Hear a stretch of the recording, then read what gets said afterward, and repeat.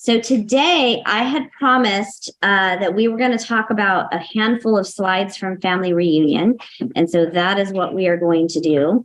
And of course, we're going to start off by asking you anything that you need to talk about. So give me just a second to get these things in here.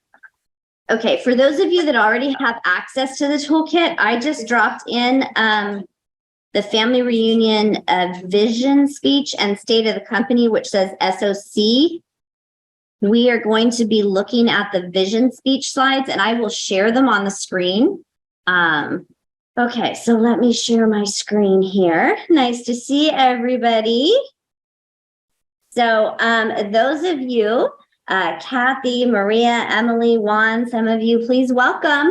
We have some agents from Spectrum Properties in Lake Forrest with us today. So we're excited to have some newbies with us. Hey guys, welcome. Nice Awesome. to be networking. Love it, Kathy, love it. Okay, so let me pull up those slides and then we're going to get going. Wait, before I do that though, let me ask you, those that are in the room, we have a full room here of people too. We have 2, 4, 6, 8. We have 9 people in the room besides me, and plus everybody that's on Zoom. So is there anything that anyone would like to specifically mastermind around today? Remember, mastermind is not about how do I do this on a contract? How do I do this in command? It's something that will help us move our businesses forward. It could be calendaring, it could be talking with clients, scripting, conversations, anything, just not like how-tos, right? Because this is a mastermind. I think that applies. I know someone who has a decent amount of money, but they say, this is how much I want in my savings to feel comfortable and to sleep at night. And I don't want to put any of it in real estate, even though someday I will, if I get more than this amount. You know, is there a way, if it is appropriate to, have that kind of conversation with them to say, well, here's what you could earn if you were doing real estate. And then say, well, I'm just risk averse and this, I can sleep at night with this amount. So a couple of the slides that we're going to talk about today are going to help answer that question. Because basically what we want to get across to them is how, okay, if you say need $50,000 for a down payment on an investment property, maybe it's $100,000. We'll use $50,000 for round numbers. And I have $100,000 in the bank and I don't want to touch that. But when I get $150,000, I'll go ahead and buy a property. Well, how long is it going to take to get that additional $50,000? Probably quite a while. But if they take that savings and they put it down on a property, that property's value is going to go up much faster than they're ever going to add $50,000. Especially out here. Yeah. And so we have some slides that are going to help with that, but also that is somebody that we talked about earlier. We don't give financial advice, right? You can say that much. You can let them know. But we also don't want them to feel like we want to come across as the real estate expert and we want to help them build their wealth. And we can do that by helping them purchase investment properties and knowing when. Also bring a financial advisor into that. Bring their tax preparer into that conversation. Bring your local lender into that conversation. Because they can also give advice on how to help build that wealth and build that savings much faster than just plopping a little bit of money in there every month will do. So make sure that you're partnering with somebody in the financial field that is helping you to do that. And then some of these slides that we have that are in the PC toolkit. So even those of you that don't yet have access, you'll have access to it this week. You'll be able to use these slides from Family Reunion to help with that exact conversation. Money's not working for you. Huh? So your money's not working for you. You should talk to this guy and show you how to. Absolutely. Oh, yeah. I have What if the person says, you know what? That is so that if I lose my job tomorrow, I feel like I'm good for, 6 months. And so, yeah. Work with me. But here's the other thing though. Remember, guys, we never want to try to sell somebody a house or have them sell a house they don't want to. Our job is not to push somebody into buying or selling a home. Our job is to give them advice to make them feel comfortable about that. Okay. Does anybody else have something specific? So I mean, example of where I'm at right now, I just tried getting my database in order, trying to transfer everything in, and I've got tons of contacts, but they're all only emails, phone numbers and emails. Mm-hmm. You know, so that's where I'm starting, because that's all I've been working with is emails, you know, with all my clients prior to this, is with my previous. So if you've got an email, you've got a gold mine in command, because all the smart plans run off emails. Okay. So, and then make it your goal to get in touch with them. There's lots of ways you can find phone numbers from people. fastpeoplesearch.com, lots of different ways. Get them all set up on neighborhood nurtures, and then find their phone number and call them. Email them and ask them for their phone number. Email them and tell them you set them up. And then ask them for their phone number. Hey, I realized I don't have a way to call you. I'm just updating my database or my phone contacts. I would love to be able to call you. Would you mind sharing your number with me? That's that address. I want to start mail campaigns too. Mm-hmm. Which you can find, there's lots of ways to find those things. Addresses are a really good, or holidays are a really good way to get addresses too. Hey, I want to send you a card. What's your address? Got it. People always are like, here's my address. I'm the person's phone. Mm-hmm. Kathy has a question up there. Kathy, what's your question? Oh, I just want to let you know that regarding the financial information, just in case anybody uses Martin Rosenblum with Motif, he is also a certified financial planner. So he's like a real good 2-in-1 for your clients. So Yeah, Martin's fantastic. I've used him a couple of times with clients just to give them like a financial direction when they haven't qualified, put them on, you know, we sit down and put together a plan. So it's just another resource. That's all. What's the name, Jen? Yeah, that's information's in the her Market Centers toolkit. Okay, so I'm going to go ahead, since nobody seems to be jumping with stuff, I'm going to go ahead and share the slides and have this conversation with you guys, because this conversation is going to bring up other questions that we can certainly talk around as we go. And then if there's time at the end and you have other questions, please feel free to bring them to us, and you guys on Zoom as well. So this information is going to help you guys start to feel comfortable about, because we hear a lot of things in the news, wouldn't you agree, in regard to a lot of headlines, right, that make things sound so terrible. And yet we all know that that's not true. So the real estate market, there is no bad real estate market. You guys have heard me, a lot of you have heard me say that many, many times. There's no such thing as a bad real estate market. We learn how to work in each market. Remember back in 08, everybody remember what happened back then? 08, 09, all of that. Guess what? We sold just as many homes in the subsequent years as we did the years prior to that and that year. But how'd we do it? We did it through short sales. We had to learn how to do things differently, but the business was still there. Okay, so this slide, I'm not going to spend a lot of time on, but this is our annual home sales. And this is taken from the little dotted line across there is 2022. And then how many homes were sold in the millions in the US in 2022. Okay, so you notice the pink one there, 5 million homes sold in 2022. And then that line, it takes the line across clear back to 1990. So are we really selling that many less homes than we've sold historically in a year? No, it's just we've had a few spoiled years along the way, right?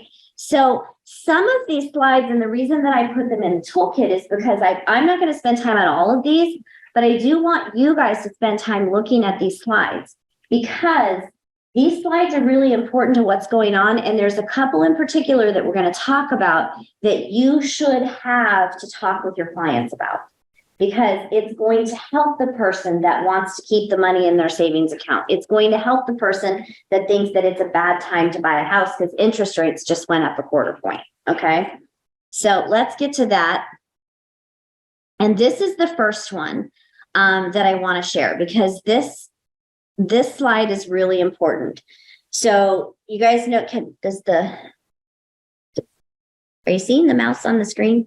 Okay, just show us. In the last couple of years. Okay. So everybody freaked out about here, right? Because this is where things tanked, because everything was going gangbusters, everything was going up so fast, and then, ouch. But when you look at the line from the 90s and you take it up till now, we're where we should have been. We're actually slightly ahead of where we would have been had that not happened. Now there's so many protections in place from the government that this will not happen again. This was a poor lending practice. That's why this happened. All these homes were able to be sold in 05, 06, 07, because if you had a pulse and $1 in your bank account, a lender found a way to give you a home. But those ways were not good ways. And those ways caused people to lose their homes. And that's what you see here.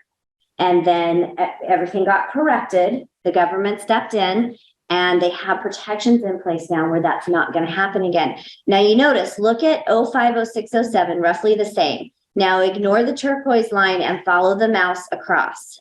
It didn't take long where we got right back to where the high values were, right? And then stayed right back on track for normal growth. Normal growth is 3 to 5% a year for home values to climb.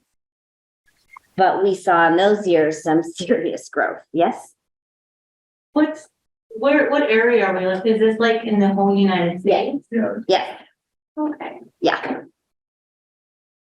They're just really low. That's Yeah. why I'm No, this like, is- I want This is the nation as a whole. Yeah, we've got some other market centers on here that think these are low too. So you guys happen to live in an area where you make twice as much as most agents in the industry. Sometimes 3 times as much. But this is an important slide to have to show your clients, because here's the thing.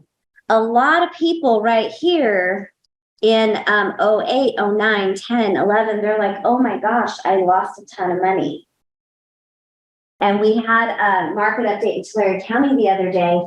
Troy, one of our brokers up there, was talking about, oh my gosh, I woke up one morning in 09 and my bank, my stocks or whatever, everything, not his stocks, but when he looked at his portfolio based on what his investment homes were worth, he had lost like $100,000 seemingly overnight. Oh my gosh, I lost $100,000. No, he didn't. The only way he lost that money is if he sold those homes. He lost $100,000 on paper. Real estate's a long game. He waited it out and now he's got over $300,000 more than he had on paper then. So that's the key, and that's what we have to help our clients understand. If they're buying a home that's quick and they're only going to be in it a year because they're going to get transferred, okay, maybe that's not the right thing for them to do. But if they're going to be in that home 5 years, buy it. You're going to make money.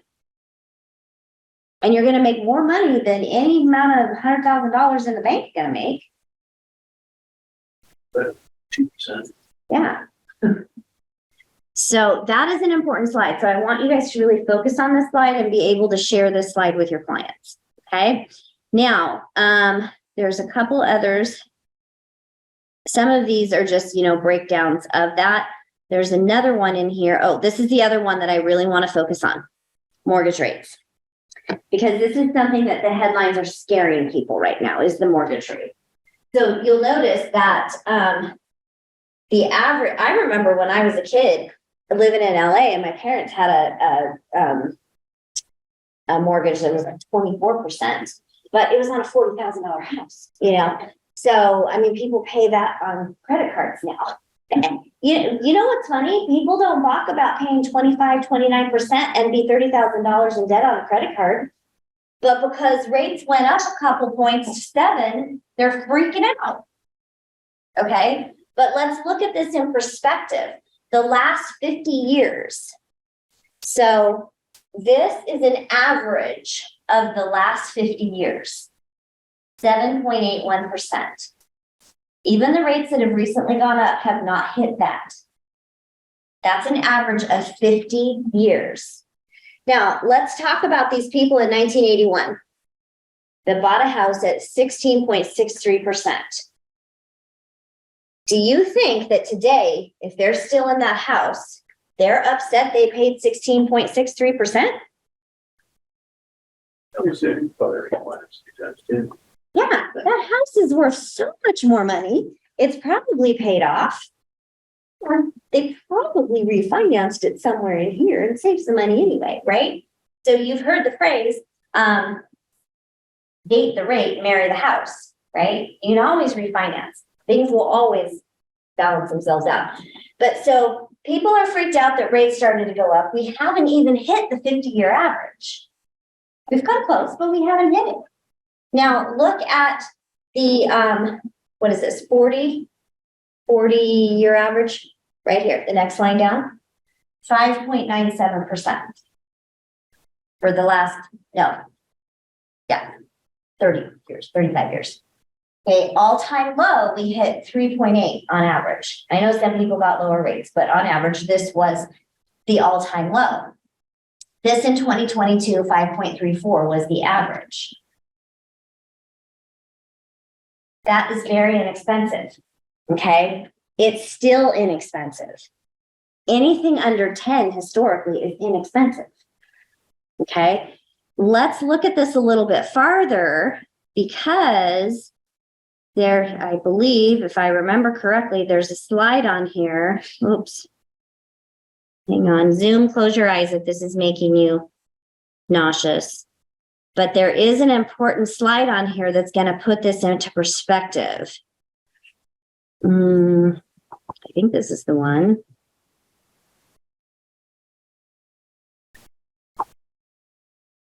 Is that the one I'm looking for? No, okay, this one. Okay, so inflation and affordability. So there's two slides here.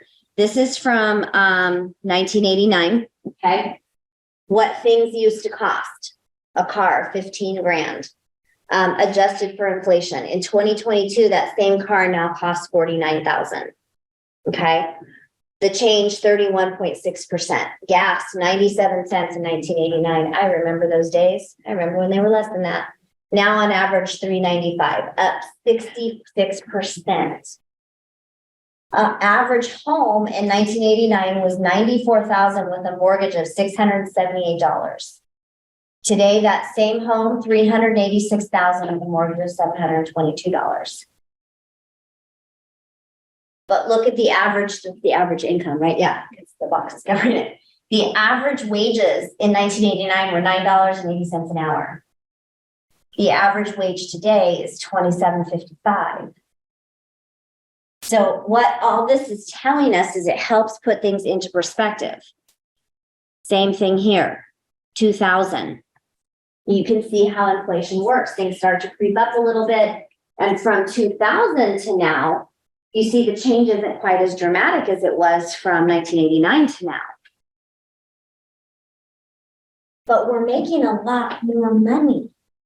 So just because people are spending 6-7% on a home that's $200,000 or $300,000 more, they're making more money than that. They're making 11% more than they were making in 2000, and they're making almost 15% more than they were making in 1989.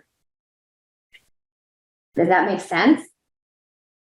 Does that kind of put perspective on, yes, higher rates to a higher dollar, but we're also making more.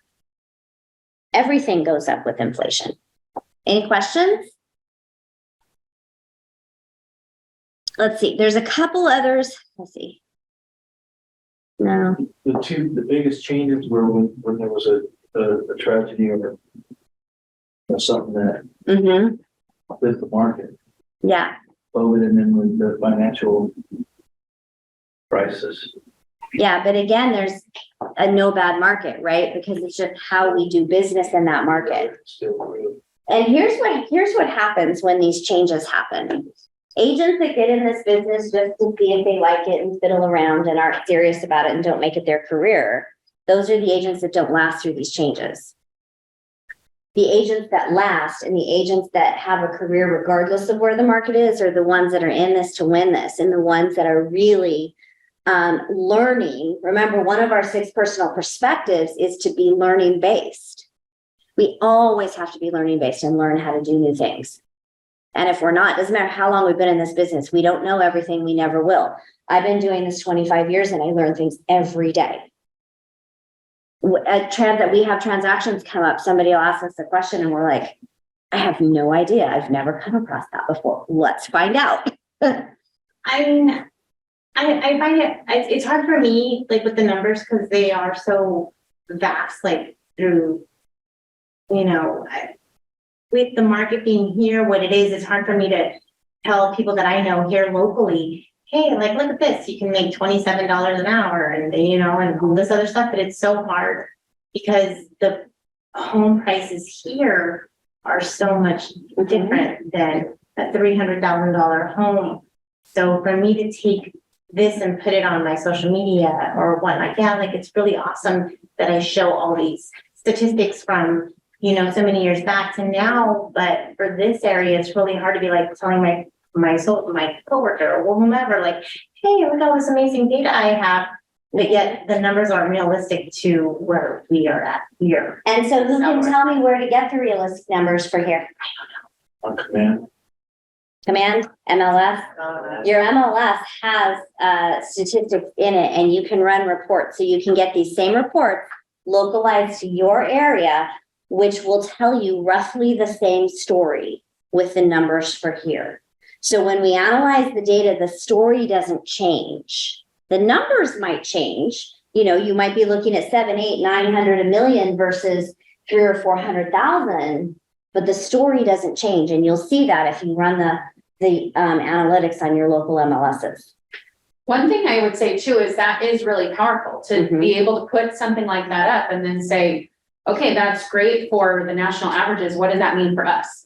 Let me tell you what that means. And now I'm the expert in our local area. I'm the expert for Lake Forest. I'm the expert for Tustin. I'm the expert for these specific areas. So when people are looking, they're looking for you because you know what you're talking about and that you're making it so that it makes sense to them and to their life. Yeah, the other from you that I don't really know yet. So that's okay, but you learn. And one thing that I did when I was new is that I had no idea, and I don't know if you don't know what you don't know. And so I came on February 2020, and then the world shut down. And I was like, great, what do I do now? I went and I studied. I was like, what questions do I have? What do I like? I don't know a lot of stuff. So what questions do I have? I went and looked up the answers and then I made a video about it. And I was like, hey, this is what a question I had. Let me tell you what I'm learning. People were like, wow, how did you learn so much? I was like, and it works. And so, just digging in and then being like, hey, this is a question that I got. I didn't really know the answer. So I found out, here's what it is. The other thing that I would say too, is look for the silver lining. So when we're talking about, housing, it's so much less quote affordable here. Number one, it's not unaffordable for a lot of people because they do have the income that makes it so that it's okay. Number two, though, if I have a house that is worth $200,000 and it appreciates 50%, great. I just made a certain amount of money. If I have a house that's 1.2 and it appreciates 50%, I just made a whole lot more money. And so that's the silver lining. That's the story that we tell about our local market too. Yeah. And being able to have those like specific numbers and specific data to be able to share with your people, it makes you that local expert that they want to go to. Right. And when the slides that I showed you about interest rates and the slide that I showed you first about, where the trajectory of rising prices and things were, those slides you can use locally, okay? Because that is a nationwide statistic. Different markets have anomalies within their own little markets, but they usually run along the same trajectory, okay? They may have a little ebb and flow in a little bit different place, but for the most part, the story is the same. So when I hear something like that, it makes me think of a limiting belief, right? We don't want to limit ourselves. We want to, like Brittany said, do the research, find out locally. Because here locally, just like she said, it's an even better story to tell because they're going to make more money because the prices of the houses are higher. And guess what? Well, besides one now, but we talked about the average hourly rate that people are making. Guess what? Prices are higher here, but so is the average hourly rate than that one. Right? So again, it's all relative and you just have to learn how to tell that story for your market and where you want to specialize in. Another key thing, and we sat in on the team meeting yesterday, is that take what your leaders are saying and regurgitate that on video. Be like, here's what we're talking about. Absolutely. Ask me more. Ask me what questions you have. And by doing those kind of things, you are, same thing as I was saying, you're establishing yourself as that expert in your area. And you don't even have to know, you're hearing it from the people who are coming. That when, I don't know, who's your lender? What's his name? What's his name? Vance, when he wrote that on the board, I took a picture of that because I was like, that is powerful. Even if you get on and do yourself as a green screen and you're like talking about these numbers that he's showing about the jumbo loans and stuff like that, that's specific to your area. Your area needs to know about jumbo loans and how they could get a better price and all this stuff. That's good stuff. I don't need to be an expert in that to be able to say, hey, this is what I learned today. It was So news it's to me, good you stuff. could get $1 million loan at 10% down in FHA and have what the first thing that went through my mind was in a lot of our markets, if you have an FHA offer, it looks really weak out of the gate compared to a conventional or a cash offer. Here, with that information, it's not a weak offer. Yeah, well, So- the PMI that they wear. Yeah. And that makes a point to everybody else that's on this call, regardless of what your market is. Everybody make an appointment with your lender in your local market center and ask them about the FHA changes, ask them about the changes to PMI, ask them about these things that are happening because the buying power of FHA just got more powerful, which is something that I learned very specific yesterday. Again, we're always learning. We have to stay learning based. And to the point that Brittany was making, I just want to reiterate it. If you're in any class and you learn one thing that is powerful or that strikes you, and you can go be a parrot and repeat it, do it. It makes you sound like you are the expert and know what you're talking about. I don't care if you don't. You're going to learn it. So take what's said and tell your clients about it because it will eventually stick. And especially the way it's going to stick is if you talk about it, because then you're going to reinforce it. Okay. Love these conversations. Love this. So distress sales. The only reason I want to show you this is because, we used to work with a lot of foreclosures and things, and we'll still get people, and you guys will get clients that'll say, hey, I want a foreclosure. I want a deal. I want a whatever. They're not out there. Okay. Quit trying to work with the people that want a deal. Not quit trying to work with them. Educate them on the deals aren't out there. Now, might we miraculously come across a good one? We might. I'll keep my eyes out open for you. Show them the slide. There haven't been any since 2018. They really fell off in 2015. And I have agents that are wanting to start working with banks because of REOs and real estate owned properties that are coming back. They're coming back like this. It's not something to put your eggs in that basket, okay? So, and that's something we get asked a lot. So now look at this, underwater homes. From 2010, is that what that says? These are on my head, not on my face. Q3 of 2010 to Q3 of last year. Look at the homes that were underwater, the percentage of homes versus now. So here's the thing. If you find out that somebody in your sphere of influence is having financial trouble or they're afraid of losing their home, talk to them about selling their home. If it comes down to that, share with them their options. There's no reason, unless they bought a home in the last year, really, maybe year and a half, that anyone should not be able to sell their home and not lose everything.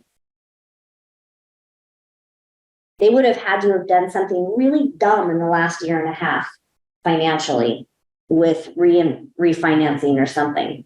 almost no one is underwater on their home. So if somebody has financial reversals, selling their home may be the ticket to get them out of it, not go into foreclosure, not lose their money. Does that mean they have to rent for a while? Probably. Does that suck? Probably. But it's better than having a foreclosure. It's better than them losing everything. So keep those things in mind. And when you come with that kind of conversation, it's not coming as like, I want a deal, I want commission, I want money, money, money. You're coming to say, I'm going to help you. This is going to help this person, because it would be so much better for them to sell, actually pull money out, than have to go into foreclosure and all of the negative repercussions of that. Okay, this is on rent versus own. And this is an interesting statistic. I'm trying to remember, because owning a home, is that the annual cost? I'm trying to remember. Budgeting and investing, or the other. So, And this one doesn't say it, and I don't remember. I missed this slide there. Is it like the amount of money you would have in equity Mm-hmm. versus? does it say on the bottom? Does it say on the bottom of the slide? No, it doesn't. I know this is the one slide that doesn't make it easy for us to read. Where does it say the slide before? The comparison of the slide before? Yeah, no, it's just economic risk. So what I believe this is saying, and what it makes sense to me when I analyze these numbers, is in 2012, if you owned a home in 2012, you probably gained $9,980 in equity. If that same home, you still had it in 2022, you've gotten $234,000 in equity. Okay. Now, if you were renting and investing, taking equity from your home to invest, you're still making money. And yet you are acquiring additional properties that you're now making money on. So it's things like that, that the conversations, Julie, that you can have with the person you're talking about.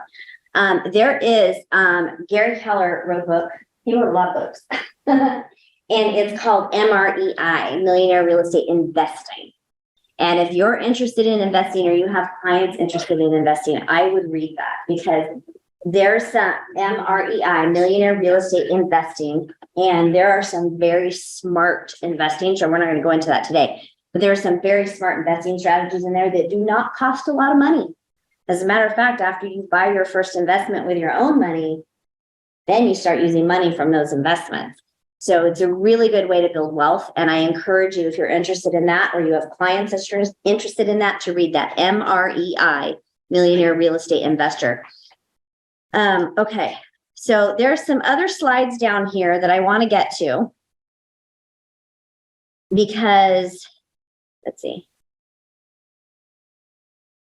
These really go to your mindset and helping your clients. Let's see. Information sources buyers use. This is very interesting. A real estate agent, far and above, over 85% since 2006 to now, buyers still need their real estate agent. This is who they go to for information. Do people look online? Sure. But when it comes down to it, they need us. So don't discount the fact that everything's online, or we're going to be out of a job, because that's just not the case.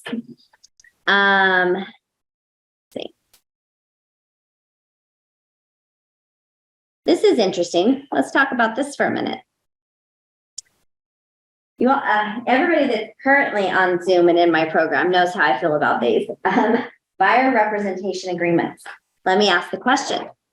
Can you represent a buyer without a buyer representation agreement? Okay. Should you represent a buyer without a buyer's representation agreement? No. Correct. And if you ever send us a contractor review that doesn't have a buyer's representation agreement attached to it that we hadn't already seen, we'll probably call you out on that. You must have one. Here's the thing. Can you sell a home without a listing agreement? No. Not as a licensed real estate agent, you can't. So that's a you can't, and so you need, right? Is verbal the same? No, not at all. Okay, so buyer representation agreement is a crucial protocol to maintain transparency and align expectations between buyers and sellers. This should be done with every buyer by having a buyer consultation and then getting an agreement signed. Look at the percentage of agents that used an agreement in 2022. That's pathetic. Look at who said they had an oral agreement. 34% said no agreement, 14 didn't know. If you don't know, I mean, come on. If you don't know, you didn't have one. Yeah. Sorry. 18% had an oral agreement. I wonder how that worked for them. Has anybody had the experience since you've been licensed of, I'm going to add, this isn't going to pertain to a buyer, but it's going to make the same point. Has anybody had the experience since you've been licensed of going into your neighborhood and seeing some other companies or some other agents sign in a yard near you? Okay. Did you tell your neighbors you're in real estate? Are you going to tell them you're in real estate? Okay. The point I make with that is with buyer representation agreements, has anybody had, oh, you know what? They're my best friend. It's my best friend's sister. They're definitely going to use me. I don't need to get this signed. That's a little weird to have that signed. Anybody felt that way? Probably everybody at one point. Anybody have the experience of losing the best friend's friend because sister or whatever I just said, because they didn't sign a buyer agreement? Almost everybody. Even if you do an offer for a client, if that offer doesn't get accepted, they don't have to write their next offer with you. You got to have a buyer representation agreement signed. That's the loyalty agreement between you and the buyer. Without that, they have no loyalty to you, and I don't care if they're your mother. It's the truth. And we've seen it happen. I've seen it happen. Here's the thing. If anybody has any trepidation about getting a buyer agreement, well, what's my best friend's sister? I don't want to ask her to sign a buyer's agreement. That would be uncomfortable. Would it be more uncomfortable to lose that buyer? So here's what you tell them. Or here's what you tell yourself. I'm required to have it, right? So then you tell them, well, you know what? I'm sorry, I have to have you sign this. This is part of our required paperwork for our office. I'm telling you it's required, so you can very well go and say that. This is part of our required paperwork. Could also like turn it around on them and just say, like, I want to make this commitment for you. And so this is like my commitment to you. And I want you to sign it so that you see that like I'm going to be working for you. Yeah, well, and it's a commitment, right? So after your buyer consultation, all you have left to do, okay, Mr. and Mrs. Buyer, this is great. I'm so excited to go to work for you. All that needs to happen now so that I can go to work for you is you to sign this buyer representation agreement. And then guess what? Shut up. Don't say anything else. Everybody feels the need to explain why we want this. Unless they ask, don't say anything else, right? And then if they ask, you can answer the question. I feel like most people don't even have a question. They're like, oh. They don't. We Because present it that way. when you're buying a house, you're gonna sign 10,000 documents. This is just the first one. And so most people don't feel that way. It's the agents who are like, but why? Yeah. We don't have the hesitation with a listing agreement because it's mandatory. Yeah. We don't have any kind of qualms about handing that over and saying, sign on the dotted line. But for some reason with the BRE, we're like, you guys don't want to do it. It's like silly. I started doing it from day one. So I never had any thought or like hesitation with it. And it wasn't until I started doing more with other agents that I even learned that people were like hesitant. And I was like, what? Didn't even know that. I actually just had a conversation like 3 days ago with one of the front desk person in my office who was like, oh, you can't buy a rep agreement signed? That's so good. How do you do it? And I was like, I say sign this. It's not hard. But I will say I provide value first. I do a full buyer's consultation that is like in-depth. That is not what a lot of agents do. And I do that full buyer's consultation to give them the expectations of the market, to give them an understanding of the process, to help them understand. And then I say, and the next step is a buyer's representation agreement. And 99.9% of people say, great, no problem, where do I sign? And literally, I've had one person that I can think of that after all that said, I just don't want to sign anything. They were not somebody I wanted to work with. And it cleared the way for the people I did want to work with. So to me, it just is, I mean, if you get started thinking this is just something we do and don't have any reservation about it, it's going to be so much easier to get it signed. Yep. The other thing on that, the buyer's agreement is the commission on that agreement. Mm-hmm. So what, I mean, if you stay at 3% and then you're gonna get 2.5, or you stay at 2.5, what are you doing? So we'd have to ask Christina and Dan what's common here, but in everywhere else, basically, we don't put any monetary items in there. We use it as a loyalty agreement. It gives you the conversation that you're going to work 100% for them on their behalf and you expect them to use you. It's not meant to hold somebody hostage.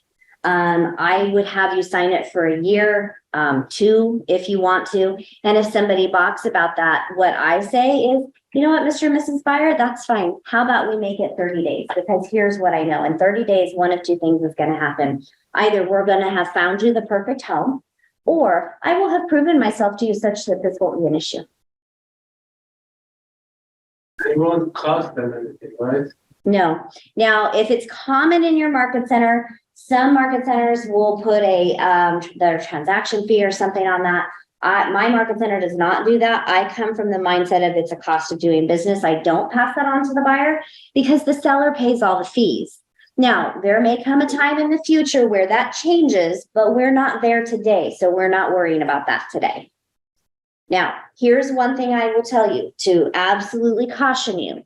If you ever put any monetary amount on a buyer representation agreement, be it a commission that they pay you if you don't get the seller commission, you can do that. I don't do it. I don't coach to that. You can put a transaction fee on there, whatever fee your office charges you. Again, I don't do that. It's not common in my area. If you choose to, and hear this clearly, everybody, what you do for one, you must do for all. So if you've signed buyer's rep agreements and you've not done that, do not start. If you have done that, or you choose to do that, what you do for one, you must do for all. You can't charge one person a $395 transaction fee and charge somebody else $495. Now, if your transaction fee goes up at your market center and you can prove that, that's one thing. Because if you treat buyers differently in what you charge them and put on there, it becomes a fair housing issue. And you could get into a lot of trouble. So the best way not to have that happen is just not put anything on there. Can you put like, something like whatever the MLS, consistent with what is written in the MLS, since the seller offers the commission and they're listening, You can, again, I don't, but you can. just so they could, I don't know. The language is kind of in there as written as that. Yeah. Mhm. So you don't have to write anything in that, because now if things switch and there is legislation coming up that it might switch, that the buyers do have to pay for their representation, blah, blah, blah, then that's a whole different story. Yeah, we'll be having a And whole you other have to- conversation. But as of today, as it stands, sellers pay for the commission. Yeah. And if seller's paying for the commission, there's no need to ask them. There was, Oh, yeah, it'll be going on for a long time. We won't have an answer on that for a long time. they're talking about eventually wanting to be mandatory. Yeah, but that's gonna be going on for a while. Yeah. Okay. I have one more question Okay. on that. Would you use that towards a friend or relative saying, hey, I want this to remain, or us to remain friends? Mhm. So maybe we should sign this so we don't have it. Yeah, and if you don't even want to put it like that, I would just say, okay, Mr. Friend, my office actually requires that I get a buyer's agreement signed, just like we do with listing agreements. Have third person with that. Yeah. Blame us, I don't care. Okay, I do think there's some relevance to this, how buyers found their agent. Pay close attention to this. Huge. Referred by or is a friend, neighbor, or relative. Number one, what is a friend, neighbor, or relative? What part of our segment of Sphere of influence, actually, no sphere of sphere of influence, the SOI? Used an agent previously to buy or sell a home, 12%. What segment of our SOI? Inquired about online, website, saw contact information, referred by another real estate agent or broker, possibly SOI. Personal contact by agent, open house, okay. You see a lot of those things at the bottom are kind of irrelevant. But the ones at the top, they're all SOI in one form or, many of them are SOI in one form or another. That's specific to buyers. Also, buyers overwhelmingly went with the first agent they talked to. So if you're not talking to your SOI, who is? And something that we learned, and I've repeated this already, so those of you that have been with us a while, I'm sorry, but I'm going to say it again. Jason Abrams and Mark King made a masterful point at our Shift into Overthrive event that said, if you're not willing to talk to your sphere of influence on a quarterly basis, quit calling them your people. Because if you're not calling them, someone is, and that someone is going to get their business. That was a powerful statement that I was like, whoa, mic drop. So you don't have the right to call them your SOI if you refuse to call them. Okay. Let me address this since this slide can be confusing for agents that are newer. Most important factors for a buyer. What's the number one? How's that make you feel? Bad, there's so many times going on. So limited thinking would have those reactions. I don't mean that rudely. No, I'm not. I don't mean that rudely. But I wouldn't be doing my job if I don't point that out. So I'm the new agent. You're the client. Well, just you haven't been doing this long. Well, you haven't been doing this long. You know, Brittany, I understand that would be a concern, but here's why I'm actually the best agent to work with. Number one, this is the choice I've made for my career, and I am determined to make this work. And number two, I happen to be part of a team that has decades of experience behind them, who, if I ever have any question about how to handle something, has promised to help me help you. Okay, I'll give you a shot. Let me tell you a quick story. How much time do we have? Okay, some of you have heard this story and some of you have not. There is an awesome story from a man named Gene Rivers. Gene Rivers is in Gary Keller's top 100. He teaches classes all over the country. He is the one person, one of the top 3 or 4 people in this company that when I have the opportunity to learn from him in person, I'm there. This man is phenomenal. He's real. He's the real deal. He's not fake. He tells it like it is. But here's the thing. He got his start. He came from nothing. He got his start in real estate. He and his wife decided to change careers, and they got their real estate license, and they gave themselves so long to make it work, or they were going to have to do something else. So you want to talk about people. You can identify with all the different limiting beliefs that he could have had as I tell this story. He went into a neighborhood. This was in Florida. He went into a gated neighborhood that had a realtor that had been the realtor of choice for these hoity-toity people for years. He managed to get a listing appointment in that neighborhood. And after he gives his presentation, and he prepared up one side, down the other, went over every objection. There was nothing this guy could throw at him that he couldn't handle. Except, how many deals have you closed? He hadn't closed any yet. He had to tell the guy he didn't close any. He didn't lie. He was honest. And that's key. You must be honest. Okay? You've heard the phrase, fake it till you make it. And I believe that as long as what you're faking is your confidence. And that's not even fake, right? You go in with confidence. You never lie. He was honest with the guy. He says, well, I've never closed anything as well. You know, the guy was wanting to go toward the other person.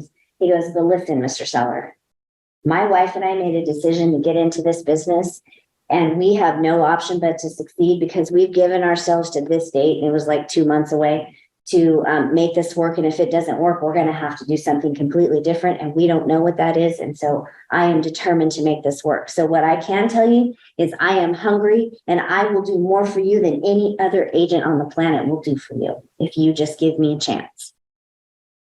And the guy said, I'll give you 30 days. He took the listing and he sold it. And the rest is history. He's in Gary's top 100. You don't get to be in Gary Keller's top 100 unless you are massively successful.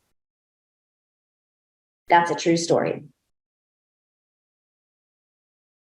So when you go into a neighborhood and you say, oh, well, I always see so-and-so sign there. I don't care. They're not you. Don't let that hold you back. Because guess what? You have a lot of experience. It might not be in selling houses, but you've got experience in something. Anybody have 2-year-olds or teenagers? Okay, you got negotiating. I mean, use other things in your life. It doesn't have to be specific to real estate. You have plenty of experience.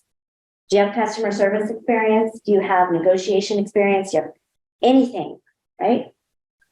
There's a couple of stories. That's a true story, by the way. It's not me.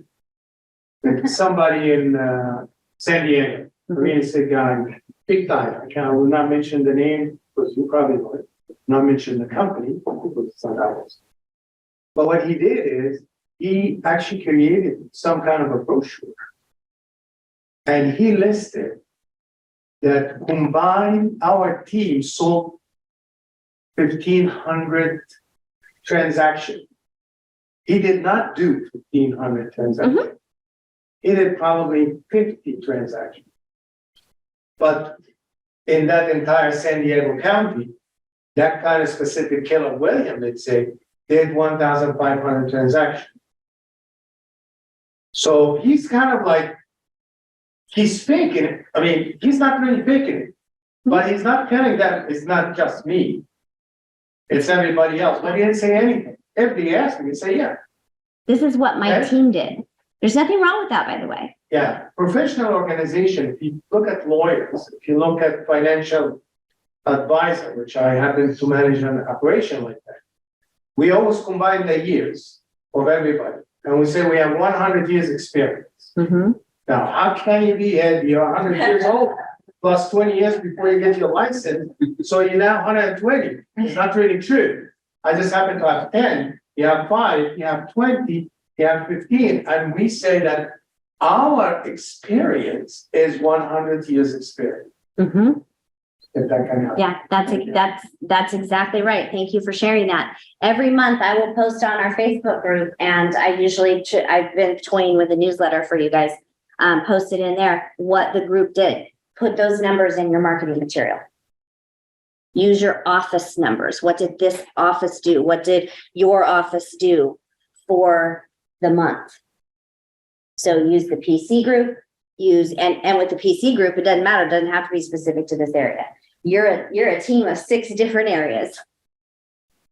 So use that to your advantage. That's not lying. We all work together as a team, and we work together and help each other. So awesome. Any last questions, comments, or thoughts? I'll add about June Rivers. We're actually hosting here a live virtual event on the 24th for his listening presentation in Southie. Oh my gosh. Okay. I have taken that class and it's amazing. Here's the one thing I'm going to tell you. If you take that class, you must pay attention and you must commit to implementing one thing you learn that day in your business. You will be amazed. Do not take the class if you have no intention of implementing anything in your business. Our Porter Ranch people had the opportunity to have him in person. Brittany and I were there. And if you ever can learn from him, learn from him. He's one of the best in this company. Okay, Zoom, any last comments, questions, thoughts? Is that a no? All right, everybody, have a great day. We'll see you soon.